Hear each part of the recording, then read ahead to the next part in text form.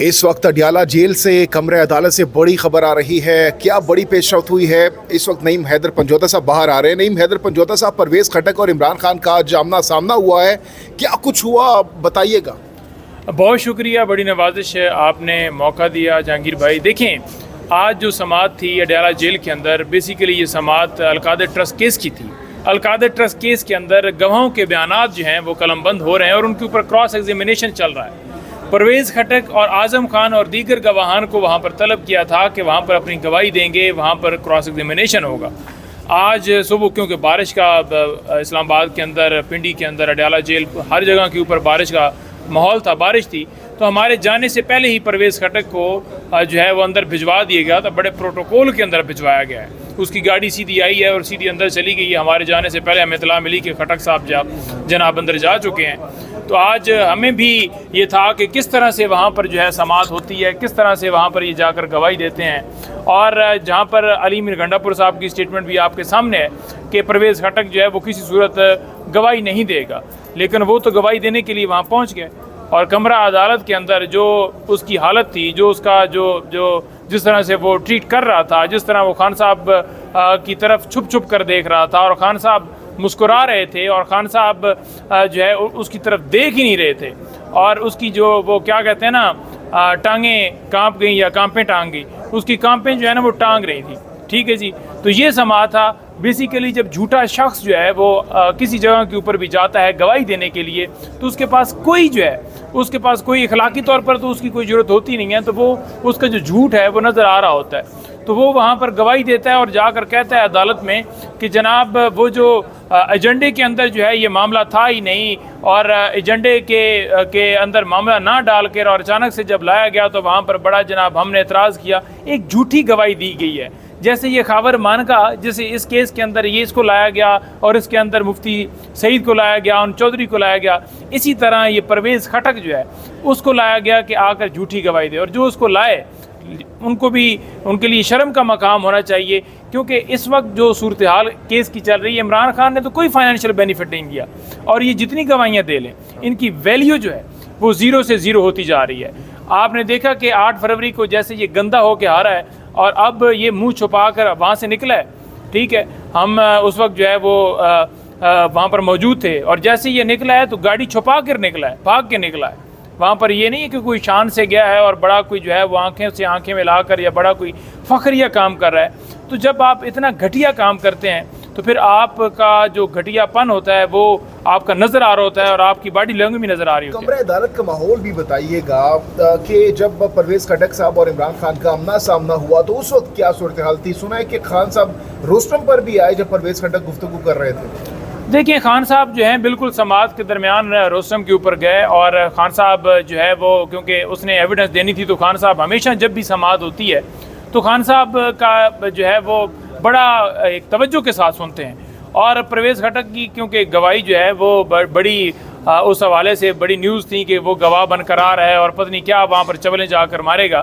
لیکن ہمارے پاس بھی ثبوت ہیں اس کے خلاف، اور آج بھی میں وہ USB میں ڈال کر لے گیا ہوا تھا جو ہم نے اپنی طرف سے عدالت میں پیش کرنے تھے. ٹھیک ہے. اور سماعت کے دوران خان صاحب آئے، اور خان صاحب جو ہے وہ بالکل وہاں پر روسٹم جو ہے وہاں پر کھڑے ہوئے، اور وہاں پر پرویز خٹک جو ہے وہ بھی کھڑا ہوا کیونکہ وہ اسٹیٹمنٹ کے لیے آیا ہوا تھا. لیکن کسی صورت عمران خان کا وہ سامنا نہیں کر پایا. عمران خان کا سامنا کرنا اس کی ہمت ہی نہیں تھی. درمیان میں وہ پراسیکیوٹر کو اس نے حائل کر لیا اور چھپ چھپ کر خان کو دیکھتا رہا.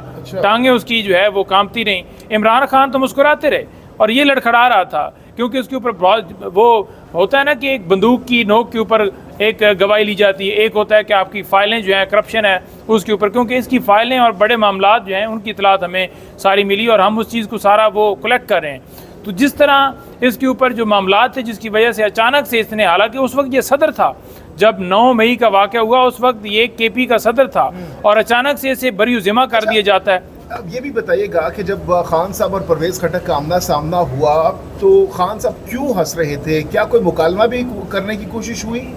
دیکھیے، خان صاحب ڈیفینیٹلی اس وجہ سے ہنس رہے تھے کہ جو پرویز خٹک ہے کہ جب کوئی بندہ جھوٹی گواہی دیتا ہے تو اس کے اوپر ہنسی آتی ہے نا کہ ایک بندہ آیا ہے جھوٹی گواہی دے رہا ہے تو اس کے اوپر ہنسی تو آتی ہے کہ یہ جس طرح اس کو لایا گیا ہے اور آ کر جہاں پر کھڑا ہو گیا ہے، دیکھیں آپ کہ اس کو وزیر اعلیٰ کے پی بنایا گیا، اس کو عمران خان کی وجہ سے کتنی عزت ملی، اور آج ایک عام ورکر سے وہ بھاری مارجن سے آ رہا ہے جو کہتا تھا کہ عمران خان میرے سامنے آئے تو میرے سامنے آ کر لڑے اور میں اس کو ہراؤں گا۔